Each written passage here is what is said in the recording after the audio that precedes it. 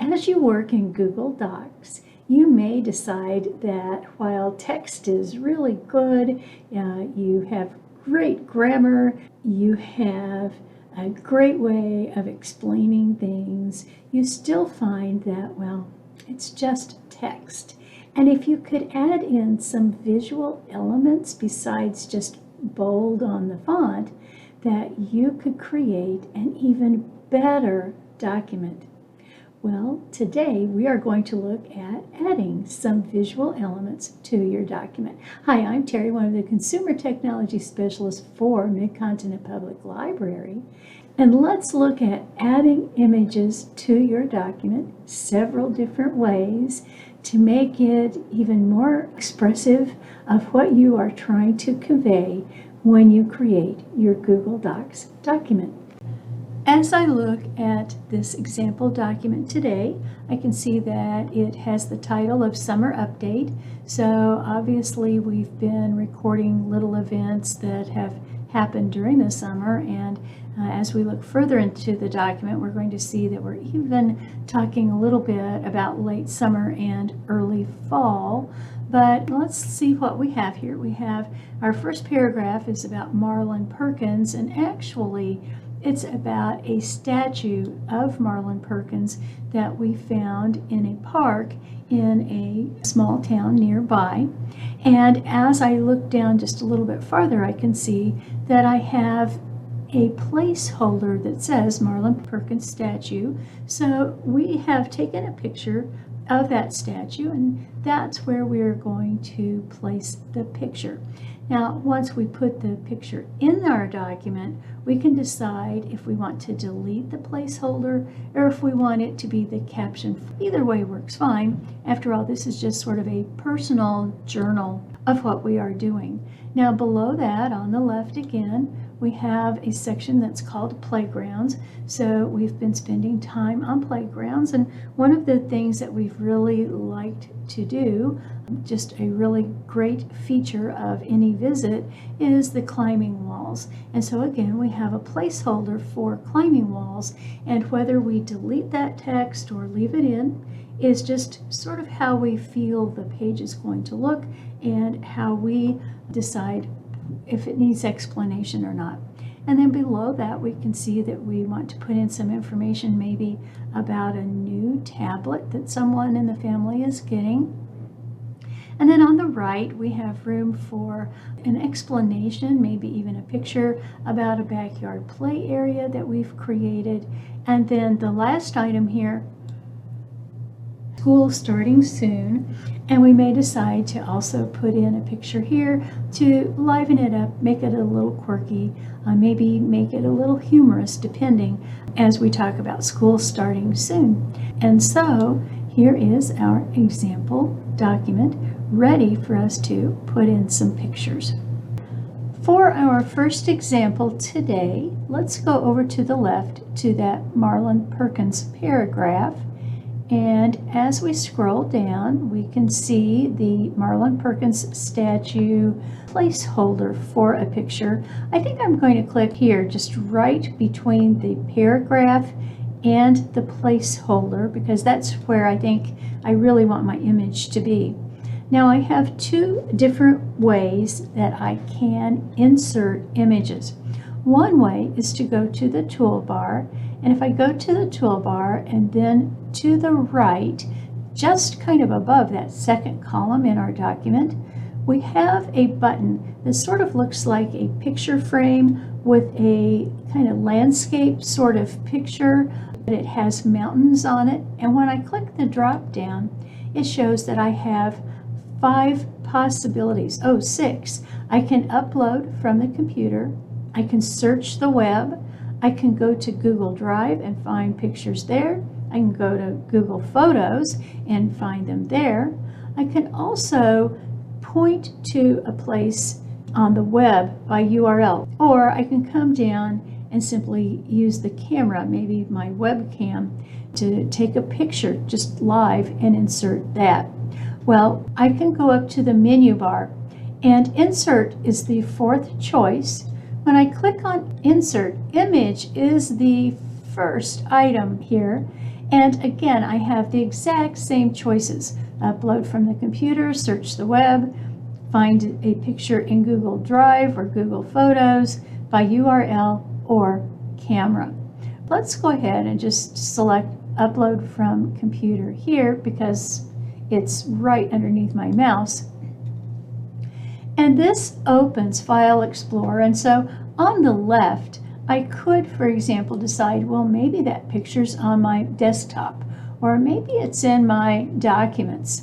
But chances are, since it's a picture, it has been saved in my pictures folder. So I'm going to click on that, and then on the right the contents of that folder show up, and yes, we have pictures. Now as I scroll down and I'm looking for Marlin Perkins, these are alphabetical though, so I can find Marlin Perkins fairly easily, and then I can click on that picture, and when I click on it, in the lower left it says, well, here's the file name, Marlin Perkins, so I can kind of verify that information. And as I follow that box over to the right, in the very lower right, I have an open button, so I can click on that, and that inserts that Marlin Perkins statue picture right here where I would like for it to be. Now, I can click on this picture, and it doesn't have a whole lot of adjustments that I can make, but I could, for example, decide if I want it to be in line with text, if I want text to wrap around it. I could break the text, so again, have some text, then the picture, then more text. I could have it behind text, but I always find that kind of hard to read actually, and then in front of the text. Then to the right of this little toolbar, we have a 3-dot button, and we have image options, so I'm going to click on that. So I could change the size and rotation. Instead of Marlin looking sort of to the left, I could change it so he's looking sort of to the right. For example, more than anything, I would think it would change the placement of the buildings. But there are other kinds of adjustments that we could make. So let me click Adjustments. And then over on the right, again, I have size and rotation, so I could click that, and it's going to let me determine the size, the height, the width, for example. And this log aspect ratio simply means that I want to keep the same height width ratio no matter how large or small I make this picture. I could rotate it. Let me go ahead and pull that back up. Here's the text wrapping that we saw in that little toolbar. I could recolor it, but that kind of gets wild, I think, personally. So recolor, where it says no recolor, and click on the drop down. And here are the recoloring choices. So yellow, green, light blue, a darker blue, a purple of some kind, a red, a brown. And if I decide that that is a special effect that I want to add, I most certainly could, but I think today we'll just go with no recolor. And then we have adjustments, and I think maybe that adjustments is something that I want to do. I think for the brightness, I want to pull it up a little bit, and you can kind of see the difference in the brightness in this little green strip behind the statue. But if I lighten it up, maybe I can see his face better. And I'm going to do a combination of adding brightness, and then, believe it or not, I'm going to kind of lighten the contrast. And for some reason, lightening the contrast brings out his facial features just a little bit better. I'm thinking maybe that's a little too bright. But anyway, it's not as dark as it was for sure. And then I simply click by the picture, and then it's kind of set in stone. So there is my first image, my Marlin Perkins statue. Now on the right, this pane has not closed. So I can go to the upper right of that image options pane and click the X to close it out. I'm going to scroll down from the Marlin Perkins statue image to our next section, which is playgrounds. And I'm going to click between the paragraph there and our placeholder of climbing wall. And this time I'm just going to go to the toolbar, and to the right of middle, just a little bit on that toolbar, we have the Insert Image button. It looks like two mountains maybe. So I'm going to click the drop down, and then I'm going to come down to the second choice, Search the Web. And anytime you search the web, you have to be really careful to make sure that you are legally copying images. A lot of them are owned by the artist, and you want to honor that copyright. Here, because we're in Google Docs, as we look at this pane on the right, it says, well, you're going to be using Google Images. And you have a reminder to only select images that you have confirmed that you have a license to use. You can, when you are in Google Images, make a selection there that says that you want to use only copyright-free kinds of materials. And so that should be reassuring to you that you are using pictures that you are allowed to use. Well, let's type up here at the top, climbing wall. And then I have several options. So I think I'm going to go climbing wall for kids. And there are all sorts of climbing walls here. Here's a little girl. Some of these people don't look very much like kids. Now, here's something that I find somewhat intriguing. The pictures may arrange themselves if you close out and come back in. So let's in fact close out. And then we're going to go back to our Insert Image button, click the drop down, search the web. Now it may even keep my same climbing wall for kids, and when I press enter, look at that, we have a totally different selection of pictures. Well, I'm going to go with this one with these kids here. Click on it. I get the blue circle in the upper left with the check mark, and then as I come down, it tells me that I have one selected, and to the right of that we click Insert. Now I thought it would insert there, but look, it's maybe a little bit too big, and so it's inserting in my second column. Well, let me click on this picture, and when I do, I get sizing handles that are on each corner and about halfway on a side, so I can click and drag from the lower right toward the upper left of this image. And let's see if I can resize this enough, that it will go to the lower left part of the page in that first column. Now again, I have these placement options if I want to use them. So right now it's saying that if I move it, it would be in line with text, which with this large of a picture even is probably not my best option. But I could wrap text, and I think I'm going to click on that. And then what I'm going to do is actually drag this picture up into the text. And I could even make it a little bit smaller, or I could crop the right-hand side, for example. But you can see how it automatically sets up a margin between the picture and the text. And then while I'm here, I may decide that I want to colorize this picture. So in this small toolbar, where I get the image options with the three dots, I can click and do adjustments here.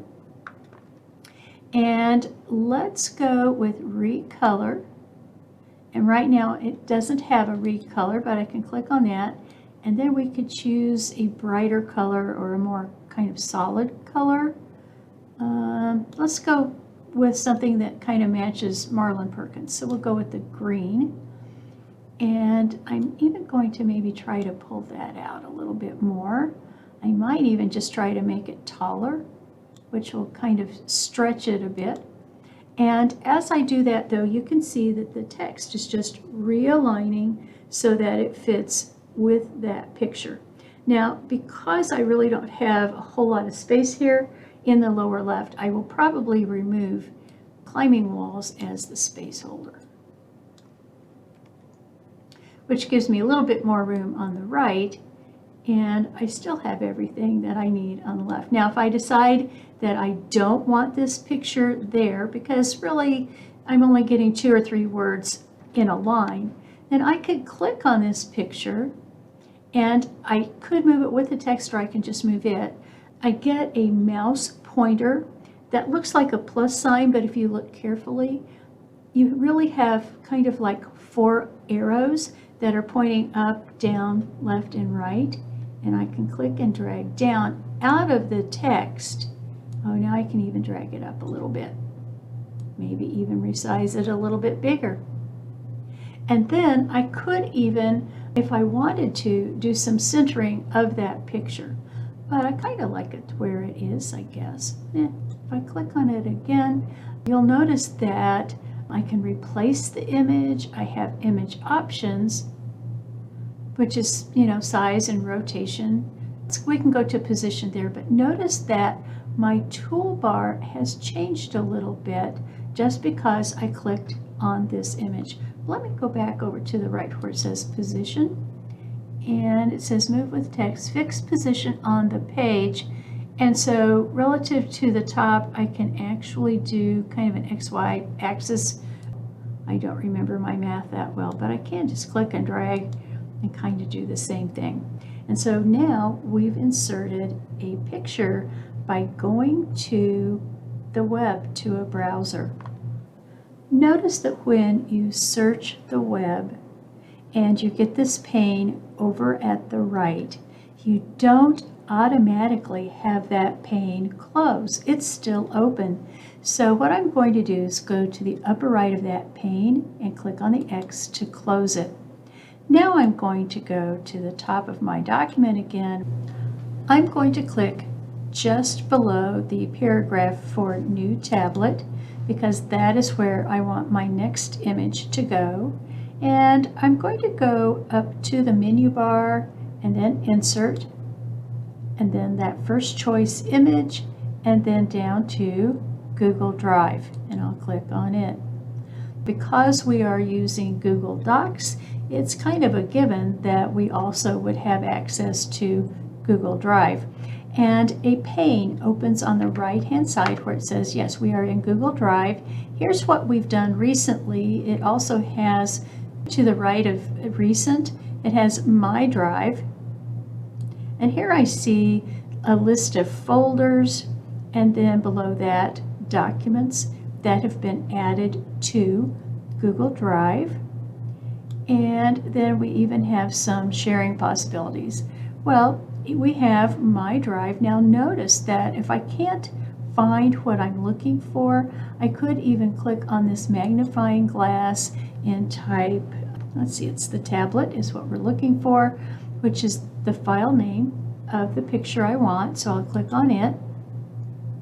And as soon as I click on this image, down at the bottom left of this pane, it says I have one selected, and then to the right of that, I can click on Insert. And now I have that picture from Google Drive inserted into my document.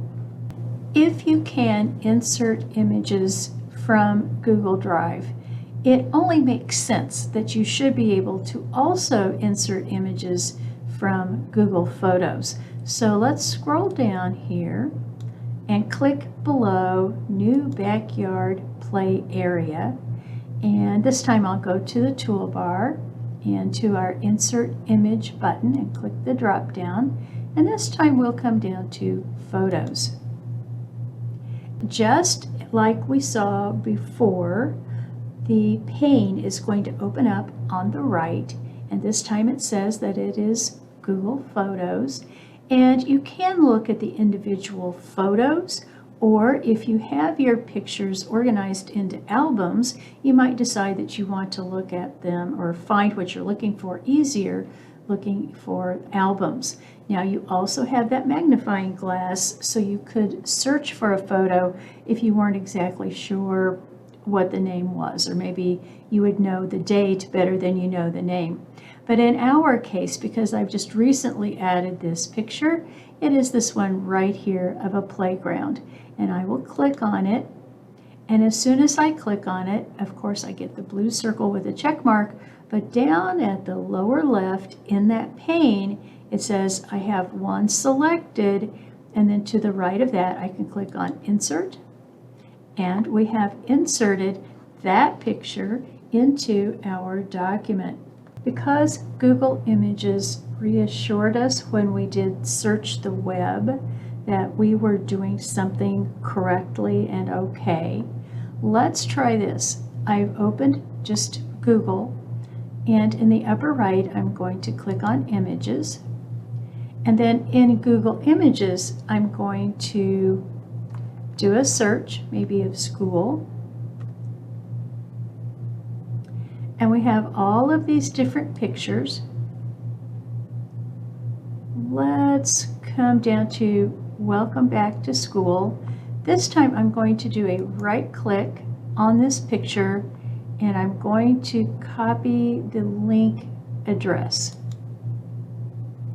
Then let's go back to adding my images in my document.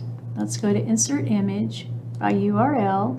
I'm going to paste that URL that I copied, and still it says we can't find or access the image at that URL.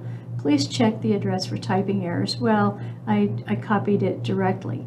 So you can see that this one may take a little work, or you may not have rights to do this particular thing. So I'm going to cancel out. I am still determined that I want to have a picture for School Will Start Soon. And so I've come up with this kind of crazy idea of what I would like to do. I've found a picture of a lunchbox, and I would like to include that in my document. And so what I can do is go back up to Insert Image, and down at the bottom here, when I click Camera, it's going to turn it on. And there I am, and here's my crazy picture of my lunchbox. Now if I hold it right, I might even be able to crop it once I take the picture. In the meantime though, I can come down to the camera button here in the middle of the bottom of where the camera is projecting. Boy, that's hard to get it straight. I'm never going to do it. And click on the camera button, and then it has the picture, suggested picture, oh no, this one, and I'm going to click in the lower right on Insert, and now I have inserted my somewhat sad picture, but I really could probably crop that and make it exactly what I want within this document. And so we have inserted a lot of images today. There is one other place where you may want to go when you're looking at inserting images, and that is up on this menu bar, almost all the way over to the right, you have extensions. And when you click on it, you could go to add-ons and you could get add-ons. Now from here, I can search for apps, and I might type images, for example, and you can already see that there are all sorts of possibilities there. But I'm going to type images, press enter, and so now Pixabay free images, GIFs, icons, stickers, emojis, free images for docs and sheets. And then as you scroll through, there are maybe less images and other kinds of things, but still you have some other apps. They are rated, this is 4.3 out of 5 stars, I believe, 3.7. But look at how many people have looked at this thing. So a lot of people have looked at these and then given some sort of a review. It might be worth at least doing some research and seeing if these extensions might be something that you're interested in as well.